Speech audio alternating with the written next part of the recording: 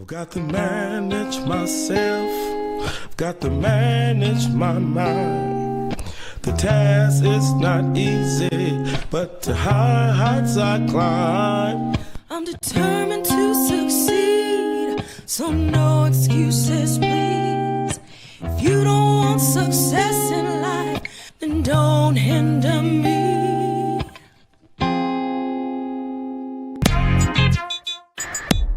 Yes, let the whole world know you are a CEO.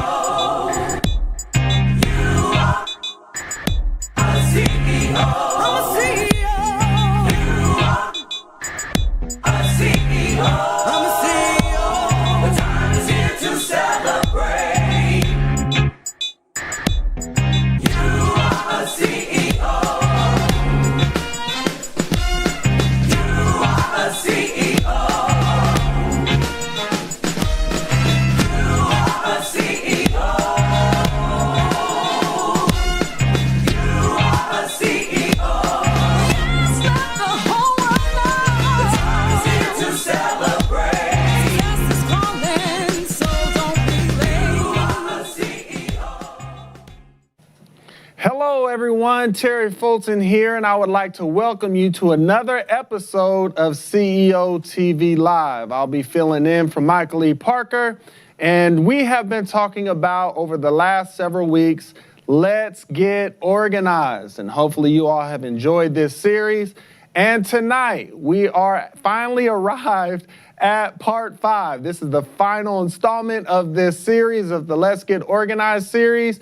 And it is a wonderful show for you. We are going to be talking about organizing your money, getting your money right. And there's no better person to talk to about this than our Chief Financial Officer, Darral Brown, coming to the studio all the way from Louisiana. How are you doing, sir?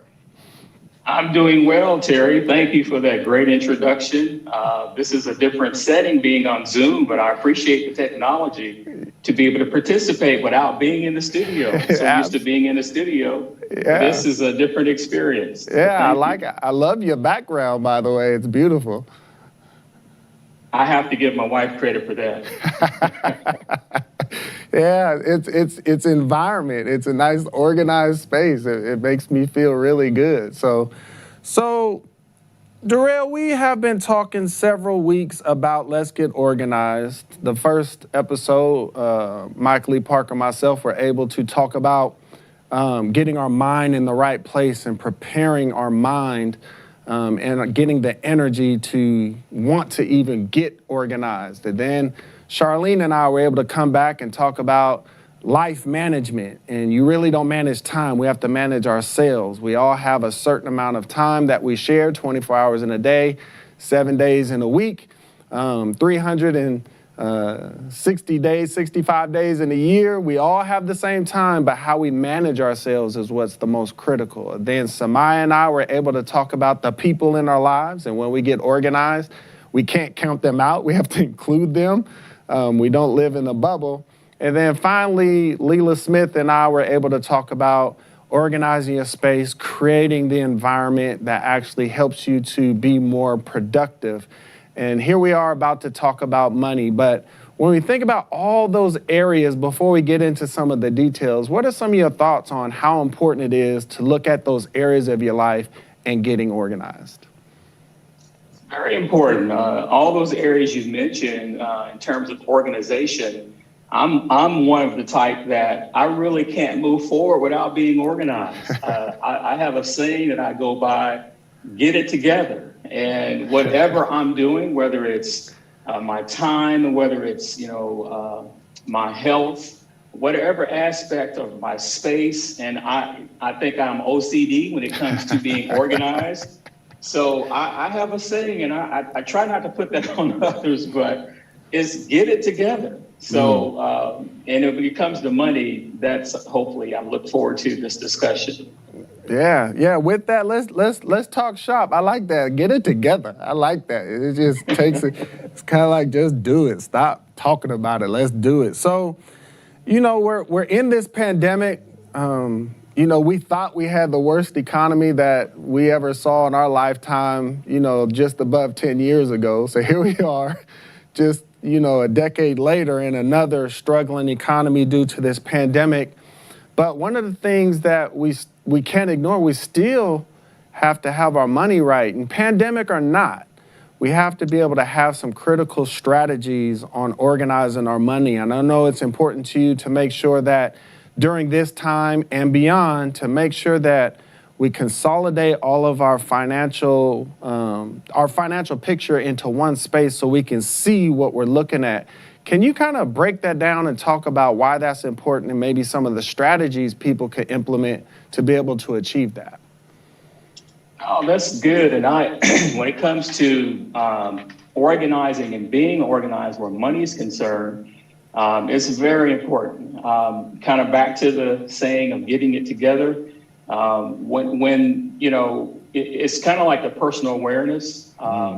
You teach a lot. Michael teaches a lot. It's one of the pillars of the URCO message, and that is personal awareness. And personal awareness, we know that it's in the foundation of success. I mean, it's hard to have personal success without having personal awareness. And so the same is true about having awareness of our finances. We can't achieve any level of financial success without personal awareness or money awareness of our personal situation.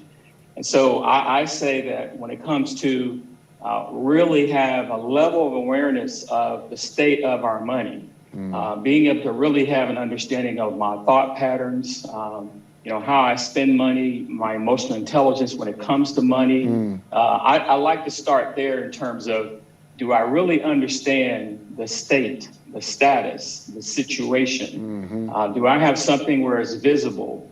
And it has to be the entire picture. It can't just be, you know, a portion of the money. We say money, we're talking about your financial status. And so when it comes to really being organized and really, it's important to really have a central system where all your information is in one place. And that's very important. Whether it's COVID, pre-COVID, you know, when people have financial crisis, one of the worst things, if let's just use the example, maybe a husband and wife, maybe one does the finances and the one who does the finances may become ill. Now you don't really, maybe the other spouse has really no idea what went into managing the household or the money or the finances. And so just for that reason alone, this is very important to have a centralized system where all your financial information is in one place. And Terry, the one thing that I recommend to do that is when I say one central place, of course, one thing that I appreciate is that Money CEO is the tool that we will be rolling out that everyone can use. So it's not about how much money you have. It really is having a centralized system. And so one of the things I recommend, and of course, again, there are tools on the internet now, but I recommend everyone take a step of just inventorying, and it's really an inventory. Take an inventory of all your assets. And what I mean by assets, I mean your checking accounts, your savings accounts, money you might have in a shoebox. Record that information on a spreadsheet and put it under the title of assets. The next thing I recommend is investments. And so investments, you know, some people may have investments, some may not have investments. But when we talk about investments, we're talking about, you know, real estate properties. You should have information listed about your real estate investments, the accounts and mortgages you have. So all the details of that real estate investment. If you've got stocks and bonds, you need to have all that information recorded. And so any business interest you may have invested in, having that listed as well under investment. And then any retirement, whether you have any annuities, whether you have any insurances and annuities or 401ks, you want to list that information as well. And then last but not least, of course, is liabilities. So you got to be true. And so the truth is you got to list all your liabilities. And when you have this top to bottom, your assets, your investments, your retirements, and the investments could be insurance too. Wanted to mention that. Then that liability area, you want to put, of course, mortgages, auto loans, any personal loans. You want to put all your liabilities. And when you have this information on one consolidated form, it could be a simple spreadsheet. The next thing is, now you want to make that more meaningful. You could simply do a net. What is my net worth? So now that I have this information, I can do a formula of net worth, which is simply taking my total value of assets out of all those assets we mentioned, all the investments and all the retirement accounts, all that goes on the asset side of what I have in my possession, what I own.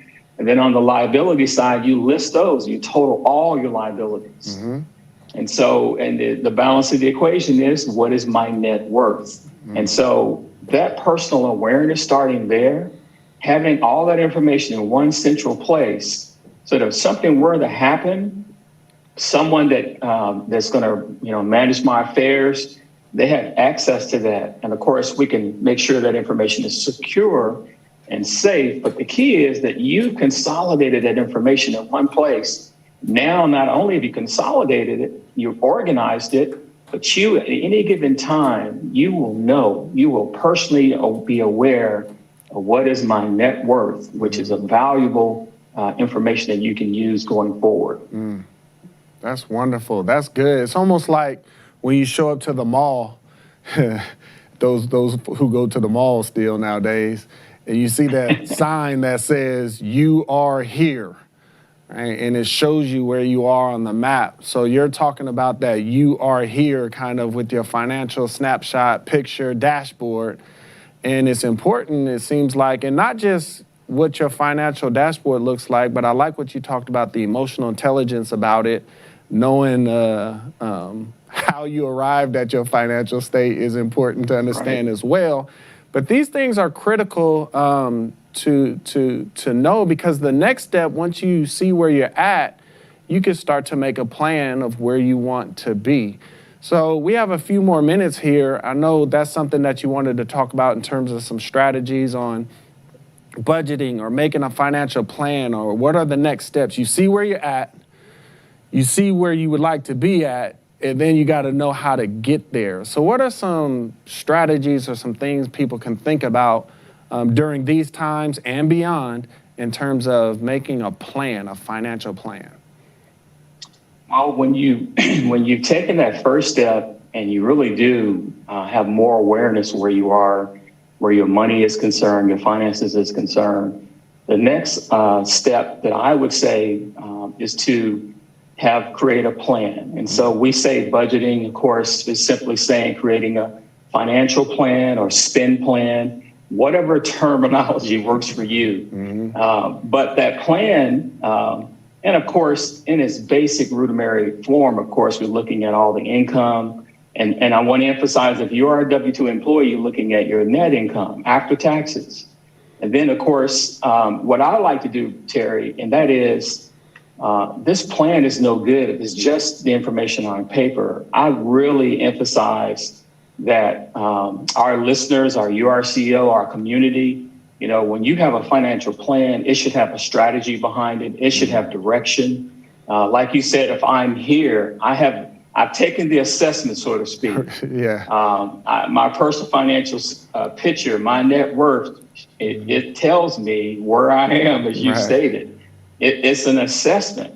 So now I have to take and look at that truth and begin to examine my spending patterns, how I am with money in terms of when I have money, when I don't have money. I believe the importance of having a plan is just as important as having money. I don't have a lot of money. I have a plan, and that plan includes covering my expenses. And so that's a level of success. And I would say the mindset that we've got to have where money is concerned, and not to, I heard something on CNN this morning that I thought was very good. Don't let excellence become an enemy of good, meaning you have to start somewhere. You have to take progressive steps. Let's focus on getting a plan and let that be a good plan before trying to hit a home run. And so one of the strategies that I use to keep it simple is I like to look at what is my housing expense as a ratio to my income. I'm not talking about all expenses. I'm talking simply housing, whether I'm a renter or whether I have a mortgage. What is that in the loan industry? They call it loan to value. What is the loan to income ratio? And so for us with this budget, I'm going to look at what is my housing. I'm not talking about utilities, just my housing. And in California, that could be pretty enormous. Yeah.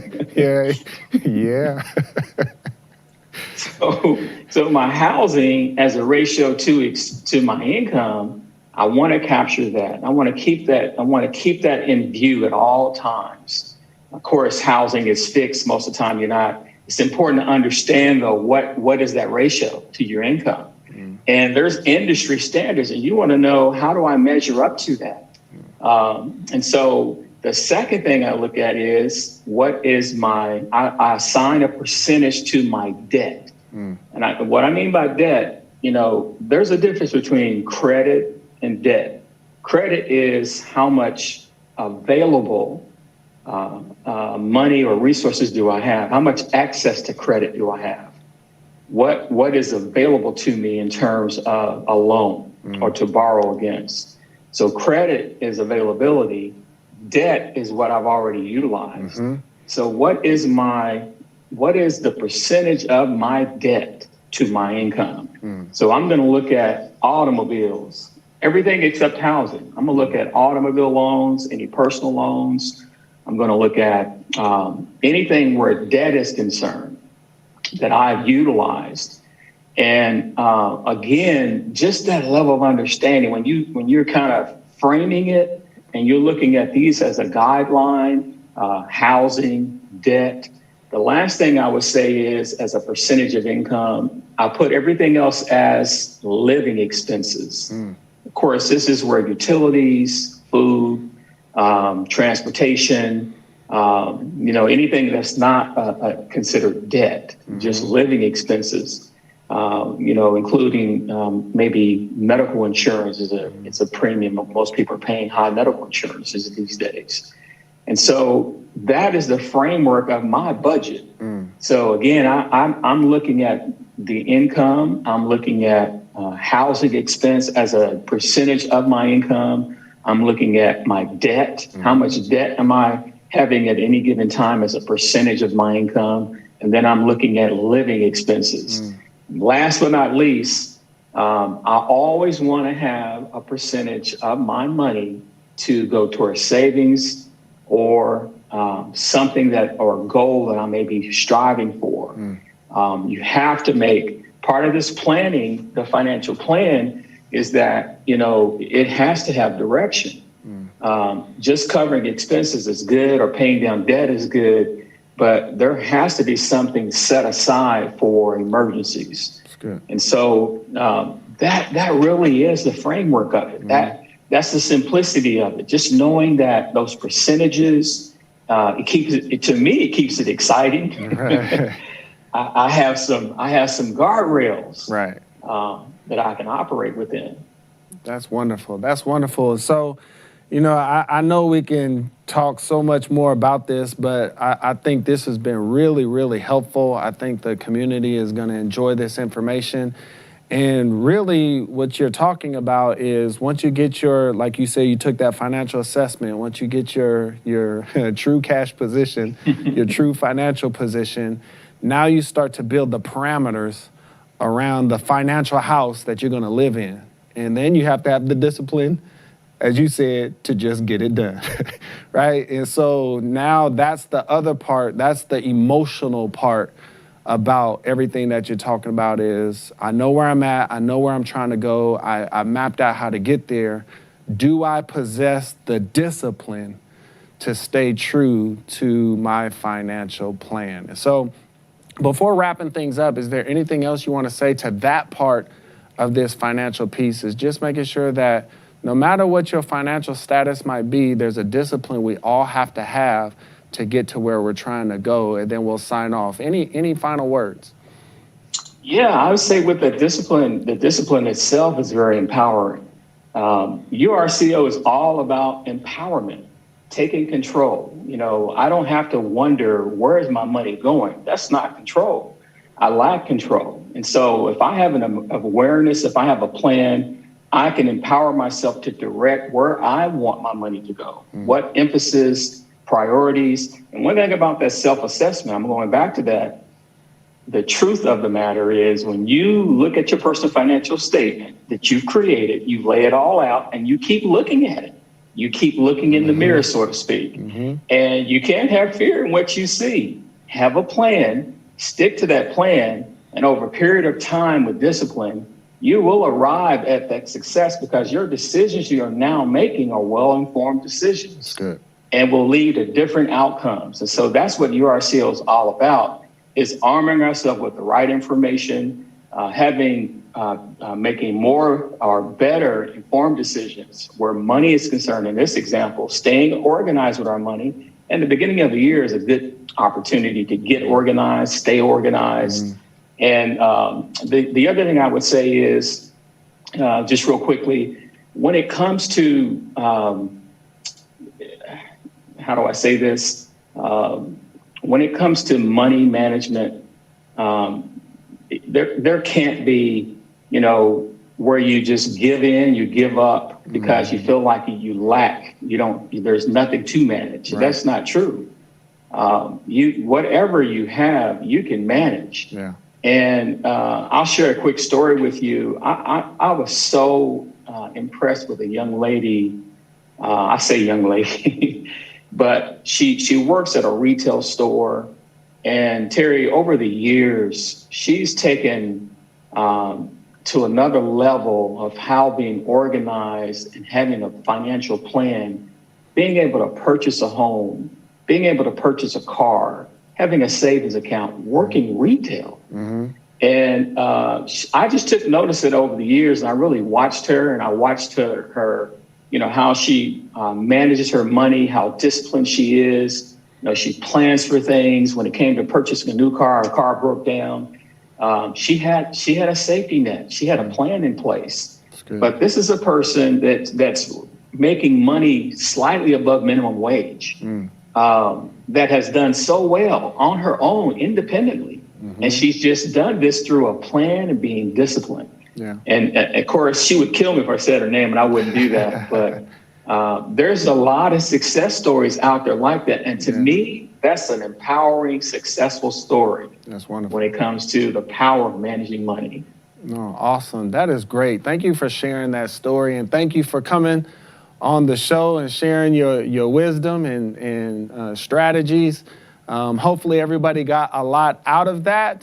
This was Darral Brown, our Chief Financial Officer, sharing some of the knowledge and the wisdom that he's gained over the years to help us be the CEO of our finances and to get our money organized. We'll be right back after a short break, and when we come back, I'll be talking to Sharmayne Thompson, another wonderful financial wizard that we have access to. But after this short break, I'll be right back to have a conversation with her. This won't break me, and I'm not going to let it break you. Listen, all entrepreneurs out there, whether you're new or you're a seasoned entrepreneur and you've been in this journey for some time now, I want you to know that we all feel the same thing. It's affecting all of us, but this won't break us. We have to keep pushing. We have to keep fighting right now. This is unprecedented. The things that we have felt as entrepreneurs, as small business owners, as career professionals, even as fathers and as mothers and as people who want to be successful in every area of life. When it comes to surviving tough things, surviving tough times, we all know how to do that. We all have a personal story. We all have things that we can draw on right now. And I want to encourage you, if you're out there, if you know that you're going to fight for your dream, you're going to fight to be successful, you're not going to let everything that's happening right now stop you from being able to take that next step. You're going to find another way to dig through and around and be able to bust through whatever is required for you to take that next step. If you feel that, then I want to talk to you about something that I've developed to give you more of a push, more information, more support to be able to do that. There's so much here that when you think about that we all need to do, there's so much information that we need, and we need to draw from everything that we all have gleaned. And there's some things that I've learned, it's better to get wisdom from one another and not try to fight and go at it alone. And so I tell you today, it's time to rise up. It's time to step up. It's time to get up. And then come on a journey with me, and I'll tell you that there's more that we're going to do together than we could ever do alone. Let's take the next step.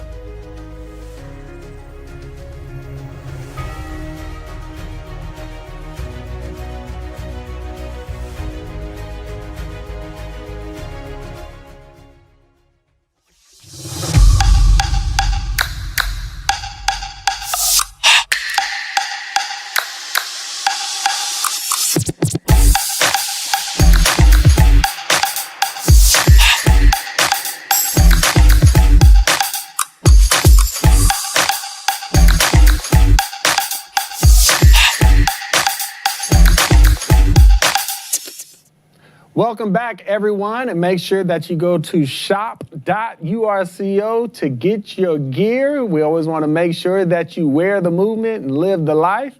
You can see that I completed the 30-day challenge. So I wanted to welcome to the studio now to keep the show going, Sharmayne Thompson. How are you doing? I'm doing good. Yes, Thank you. you are. How are you doing? I'm doing fantastic. Got a lot of energy here. So that was a really good segment with Darral Brown. I mean, to talk about, you know, where we're at in our financial picture and to be able to have that awareness where we're trying to go and then have a plan to get there. And I really love the discipline part. And he told a story of that young lady working retail that was able to have the financial awareness and the discipline to manage herself, not her money, to have some form of financial freedom. What were your thoughts when you heard that story? I thought that that was a great example of what we say. It's not what you make, it's what you keep. Nice. And you can have someone that makes $1 million, but if they're spending $999,000, Yeah. then, you know, That's a problem. it's a problem. Yeah. So the person that, it doesn't matter that she worked in retail, she actually was able to manage her wants and her needs, basically, and prioritize. You know, she knew what was important. She had a goal that was in mind, and she really had the discipline and met her goal, which I thought was great. So it's kind of like the difference between financial management and financial responsibility, wouldn't you say? Like, financial management is more about what myself and Darral were talking about. He was talking about, you know, knowing your assets and your liabilities and knowing how to manage those things, have a financial plan and so on and so forth, and giving strategies, which is great. Right. But financial management does not work if I'm financially irresponsible. Right. So what type of accountability and responsibility is on us to be able to manage our finances better? I think the first level of responsibility is, you know, looking at the expenses that, you know, you're setting, and are they really realistic to your goals? Good. I know I've helped young people, you know, married people, single people budget, and what I found is they had a goal, they wanted to get to the goal, but they didn't have the discipline.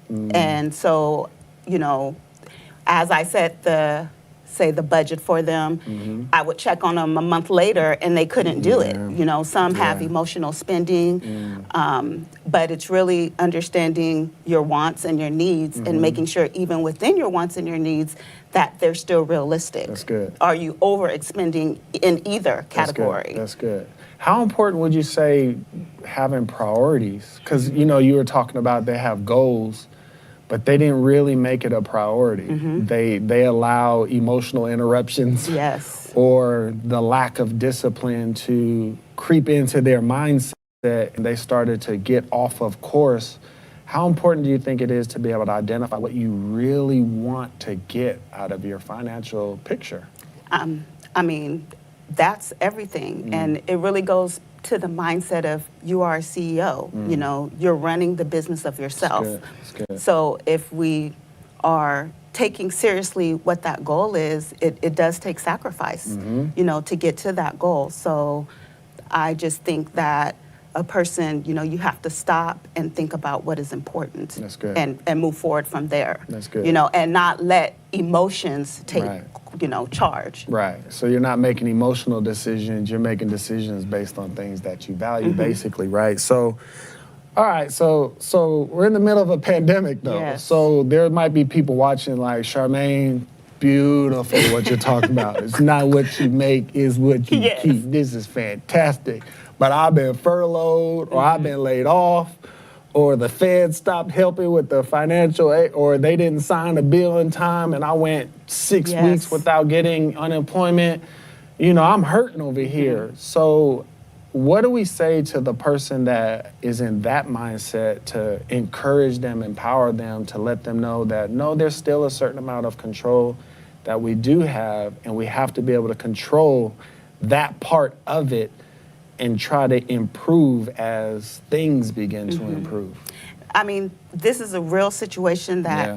the whole world is going through right now. And this is the time more than ever to not be emotional and not to have emotional spending. That's good. It's really the time to have the courage even to look at your situation and to see, you know, what are the necessary steps so that you can make sure that you still have complete control. That's good. And so, you know, you have to sit down and take the time and, you know, maybe have to make phone calls to your vendors and your creditors and see, you know, in the pandemic, what are they offering? You know, Right. there may be, you know, certain arrangements and discounts that you can get, but you should only use it if you really need it. It's good. It's good. How do So- I know if I need it?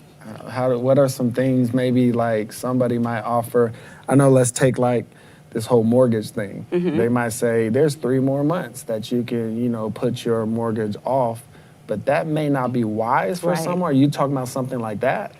That, and even in that, really the reality is if you can afford it, then you should try to pay it because it's all still about having a plan. Right. You have to be able to see, okay, when that 3 months is over, then what? You still got to pay that. You have to Yeah, pay that. yeah. So what is your plan?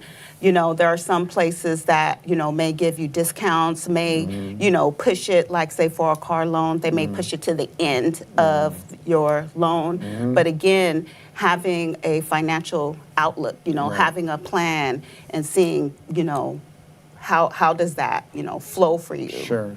How do people get in touch with a Sharmayne? I mean, we act like we might talk sometimes like people have access to all these resources, but you know, how does somebody, I know there's URCO, so they got to stay connected to us, but you know, there might be people within your family that know how to manage money well, or there might be Yes. people within your community. How important is it to sit down with somebody sometimes, not necessarily to tell you what to do, but just bounce ideas off of and get some advice like we're talking here today, that I have access to information like that? It's so important. I used to work in the bank, you know, way back when, and just understanding and seeing the amount of people that I used to come across and to see how much information that they didn't have. You know, everyone knows someone. And even if it is going to your bank and maybe sitting down and talking to someone good. and getting that information. One thing I am excited about is Money CEO. Yes. So, you know, once we launch that application, that's going to be a great outlet, you know, a great tool for people to use that's going to literally set all the steps. And, Right. you know, it has all the different goals and the plans that a person with my knowledge, Right. you know, you have that in our app. Sure. So I'm That's excited great. about that. That's great. And so, you know, I really like this conversation because this is real. This is real. like where we're living. Yes. It's everyday stuff. And, you know, if I was financially irresponsible before the pandemic, Yes. I'm in danger of being financially irresponsible during, and I'm in danger of continuing to be financially irresponsible. And so we can't just make it about circumstance. I still have to look inward. Right. So maybe we can end talking about that, of taking an internal assessment about my relationship with money. Yes. And how do I improve my relationship with money? What are some things that you think about where that's concerned? I would say, number one, you have to be personally aware, and really understanding where is it that where do you want to go? You know, what are your plans for the future? And really trying to build your life and your money around that. That's good. And again, I have to say, Money CEO, that's going to be a great tool to help a person do that. But you can't allow circumstance to, you know, change who you are, where you want to go, and, you know, your emotions that, you know, come with it. And, you know, like I said, right now it's just a very emotional time, even just life. You know, you're hit with circumstances, but you have to have a plan, and you have to be the CEO of yourself and be able to, you know, stick within that plan, you know, have that built in something within you where you're going to sit down, you're going to look at, you know, what is in front of you, you know, what, and those challenges, make those phone calls so that you can at least know where you are. And then you can set your plan accordingly. Right. You got to raise your courage IQ, huh? Yes. That's good. Step into that fear. Keep on stepping so that you can get that courage. That's good. That's great. And what you're alluding to, and I want everybody to kind of know what Sharmayne was alluding to, because this is about money, but everything we've been talking about in this Let's Get Organized series, there's a core set of values that we should have. And we build everything around what we value.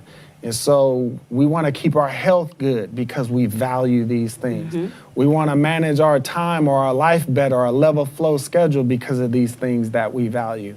We want to be able to create the right environment that will help us to meet the things that we value. And that even includes managing the money and the financial picture that we have because of what we value. And so I want to thank you so much for coming on the show. Thank you. Added a lot to today's discussion. And so before I announce next week's show, I'm going to pass things over to Michael E. Parker so he can give you a little bit of insight on the upcoming show. Hello, URCO community. Michael E. Parker here, and you can see I got the fire blazing because our next show is going to be one that you don't want to miss. We're going to have a fireside chat with the actor Sean Blakemore, and we're going to have a wonderful discussion, and so make sure you are there to tune in. Again, this is going to be a wonderful show, so make sure you tune in this upcoming week. Make sure that you take a look and enjoy this wonderful show. So again, just to reiterate that little sneak peek, that little snippet, on the February 22nd, next week is the show with Sean Blakemore, a fireside chat. Michael E. Parker has a wonderful discussion with him, and we're so excited about that. So between now and next week, go on out there and let the whole world know that you are a CEO. Thank you, everyone. Yes, let the whole world know. A CEO.